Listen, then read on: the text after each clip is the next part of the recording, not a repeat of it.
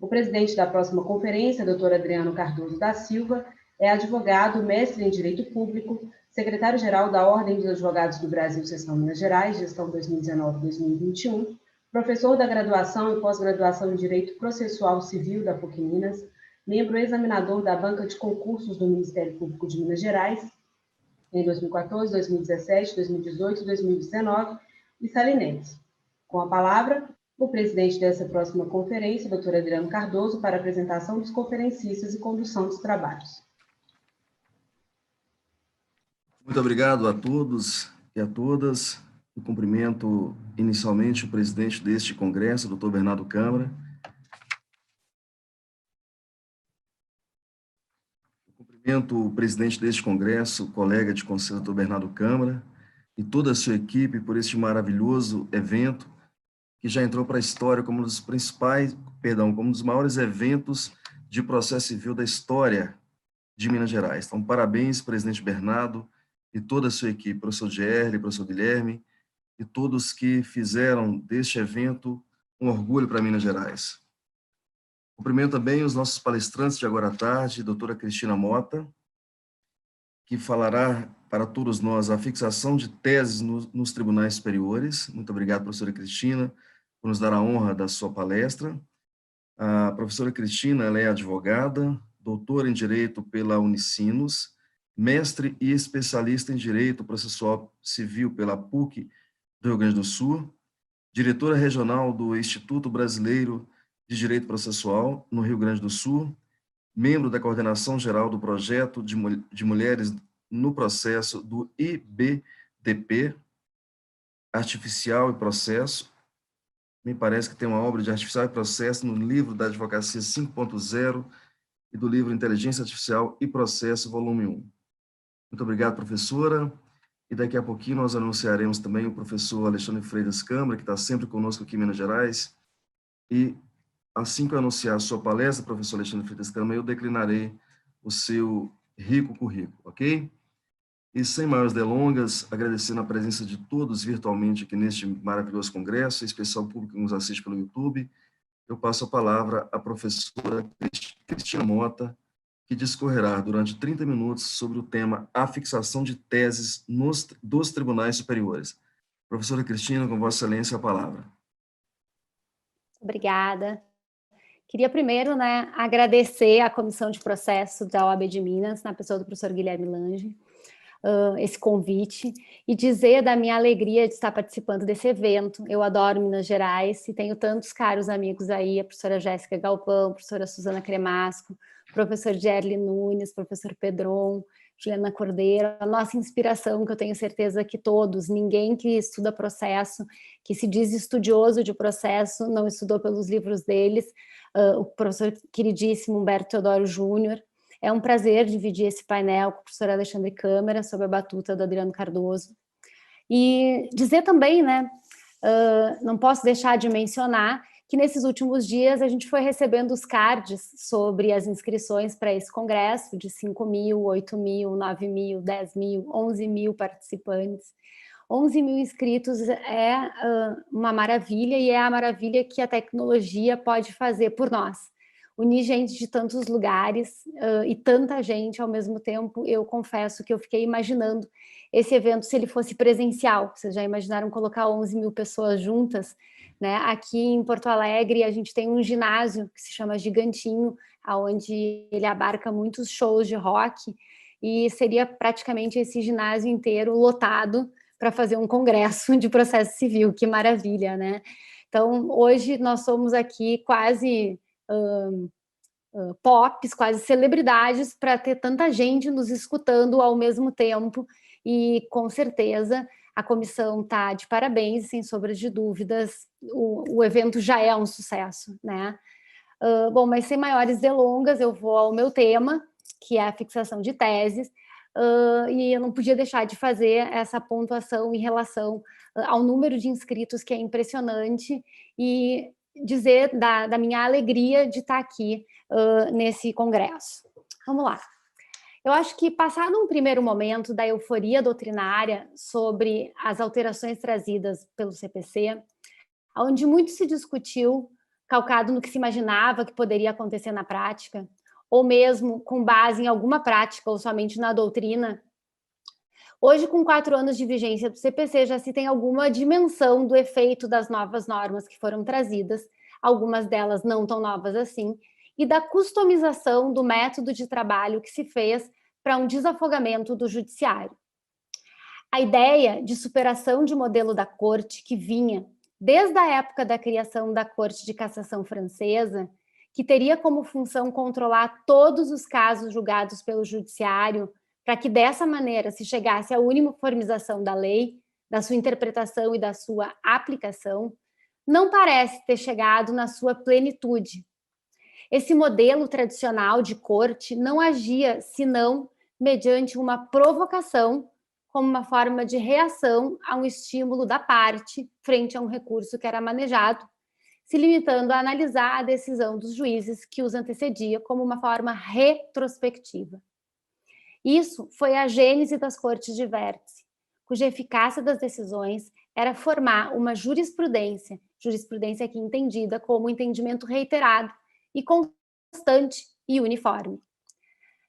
Agora, se em determinado momento do século XX se começou a ver a necessidade de separar texto e norma para que o texto interpretado se chegasse à norma, levando em consideração o problema que a norma envolve em relação ao legislador, à parte e ao juiz, e como vai se aplicar isso para todos, há sim um câmbio de pensamento ao se perceber que a função das cortes não pode ser outorgar sentido a uma norma previamente, mas sim decidir sobre o significado daquela norma em cada caso concreto. Assim, o caso concreto não passa mais a ser um fim, mas um pretexto, um meio para se ter a moldura de fato a partir da qual ela pode outorgar um significado.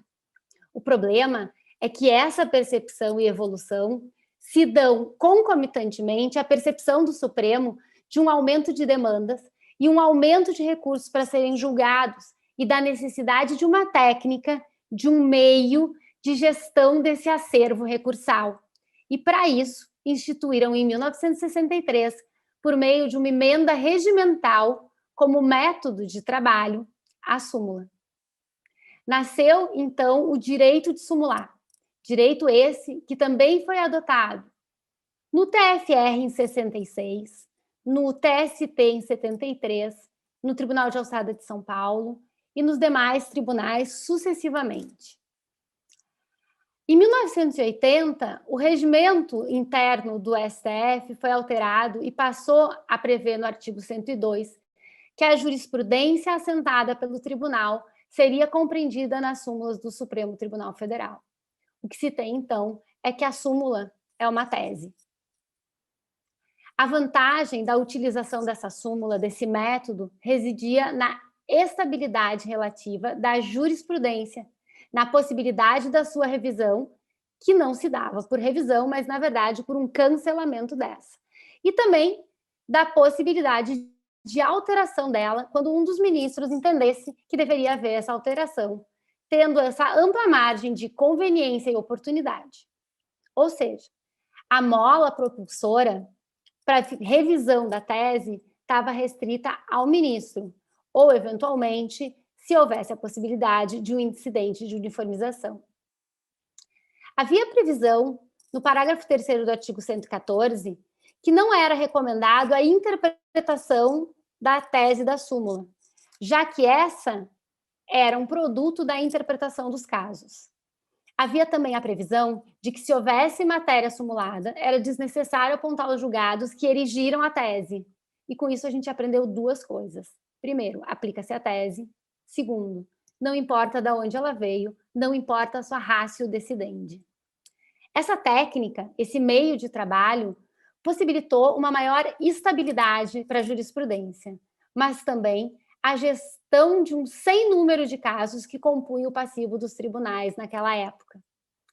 Era considerado uma forma ou uma fórmula bem sucedida e organizada que fundamentalmente possibilitava aos tribunais não só gerir o seu passivo de trabalho com a aplicação dessas súmulas, mas também de refrear a admissibilidade de recurso em razão dos efeitos processuais que ela tinha, tais como negar provimento ao agravo para a subida de recurso extraordinário, não conhecer do recurso extraordinário, não conhecer de embargos infringentes, ou embargos de divergência e rejeitar os infringentes quando o pedido contrariasse a súmula, ressalvando os procedimentos da revisão da própria súmula.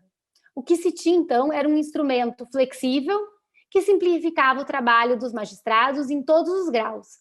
Mas deve-se dizer que a súmula sofreu muita resistência dos juízes mais novos ou de menor graduação que queriam preservar sua independência intelectual.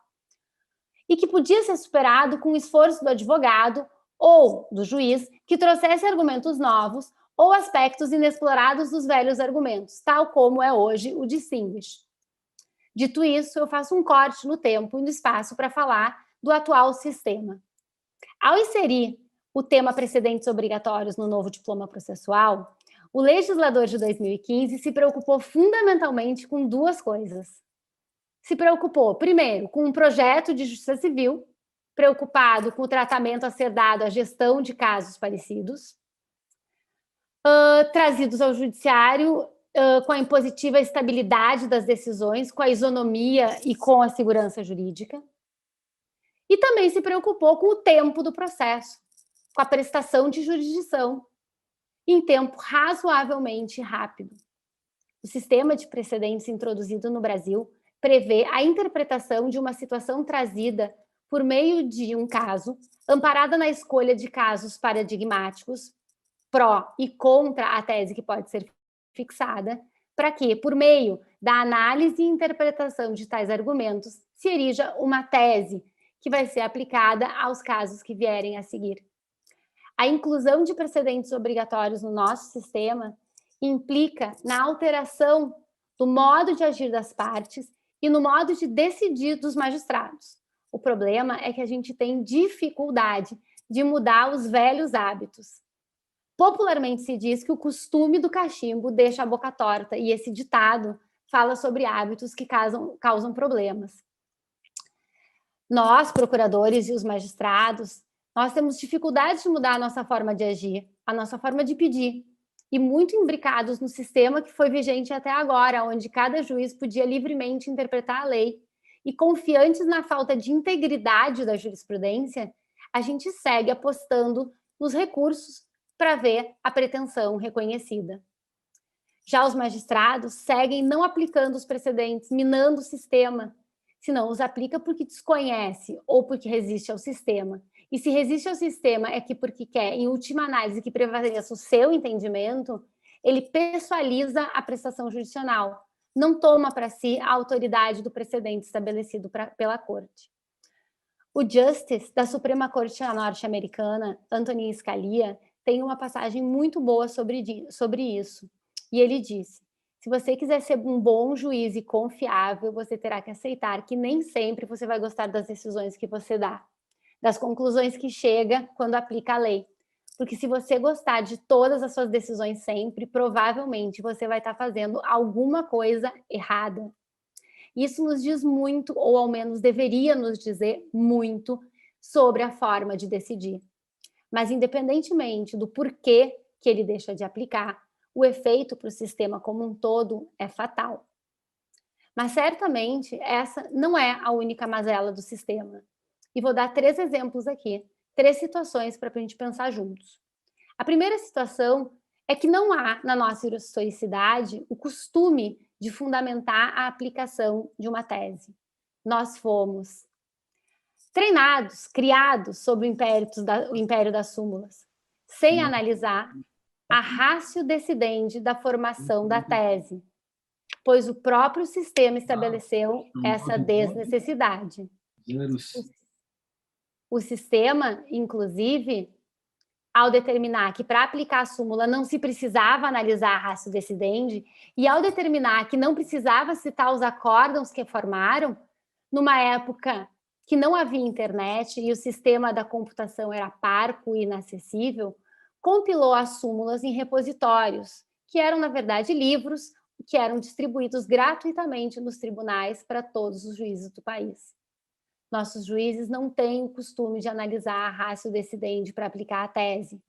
Análise essa que é trabalhosa e demorada. Se é que pensam que se os precedentes eram para dar celeridade, se eu ficar analisando demoradamente cada caso, não cumpro a finalidade de dar celeridade para os casos.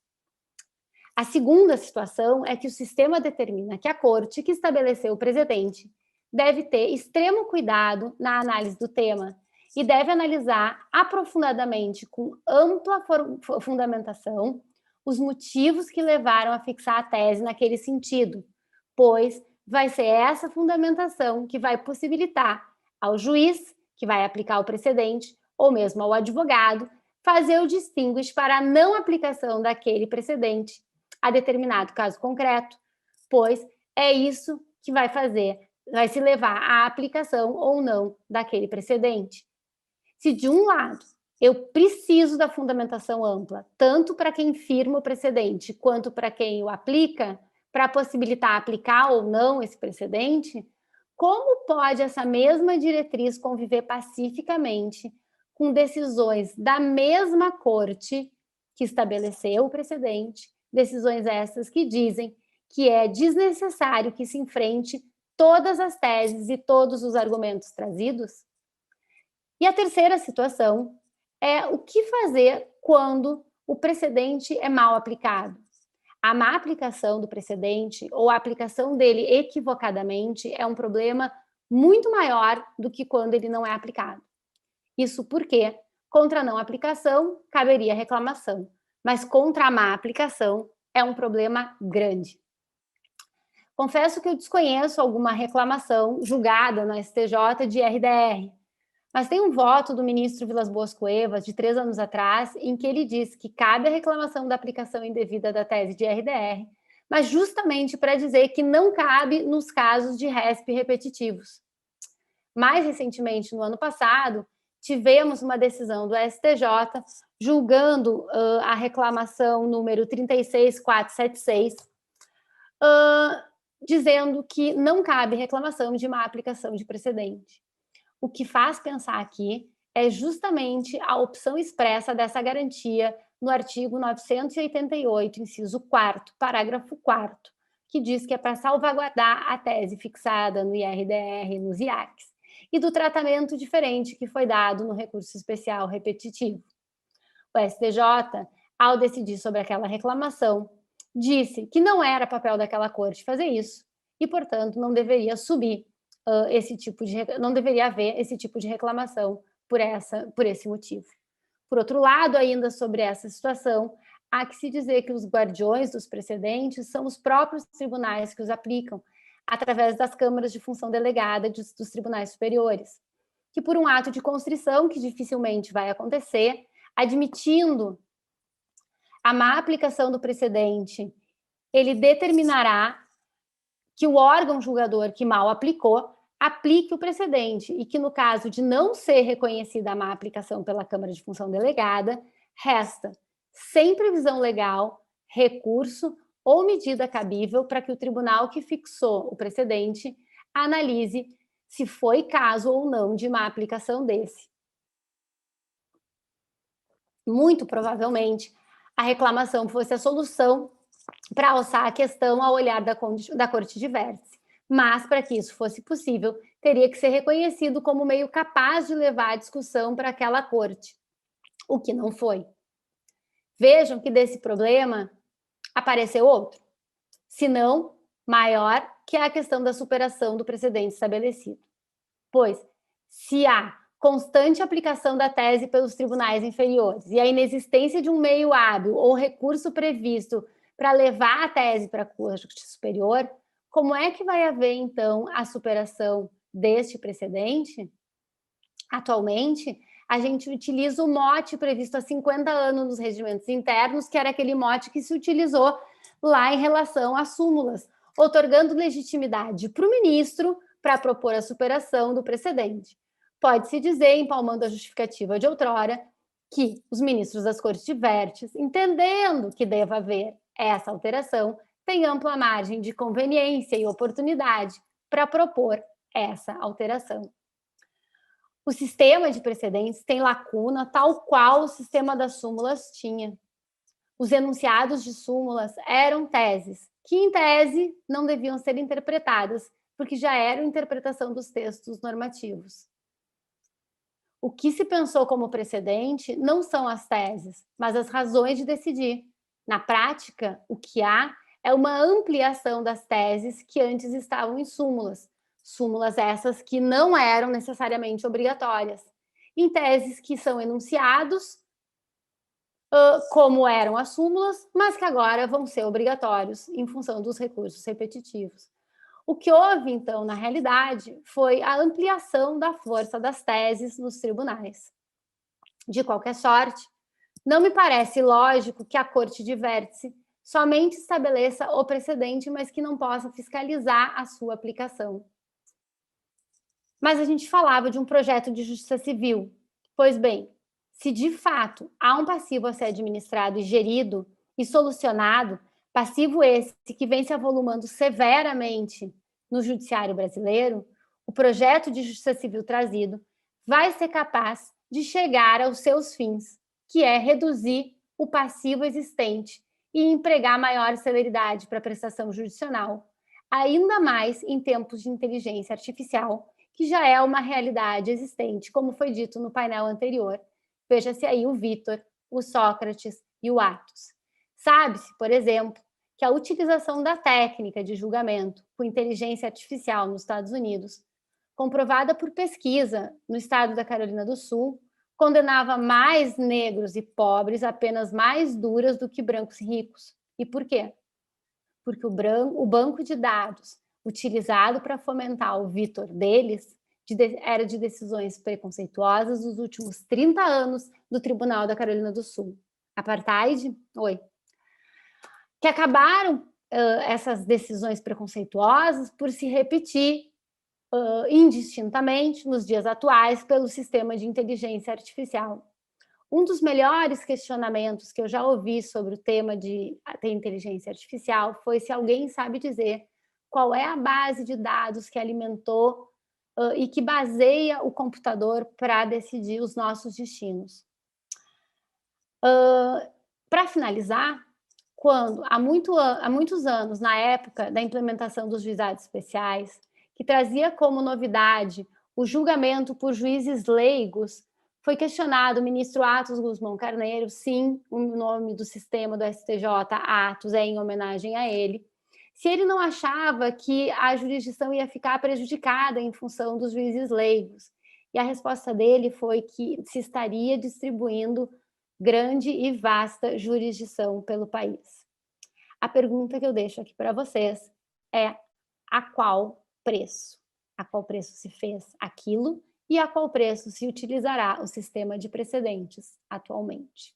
Eu queria agradecer mais uma vez esse convite, dizer da minha alegria de falar nesse painel e que esse evento está sensacional e a gente tem que conseguir acompanhar ele. Sei que é difícil porque são muitos painéis, mas vamos tentar acompanhar ele todo até o final de amanhã. Muito obrigada.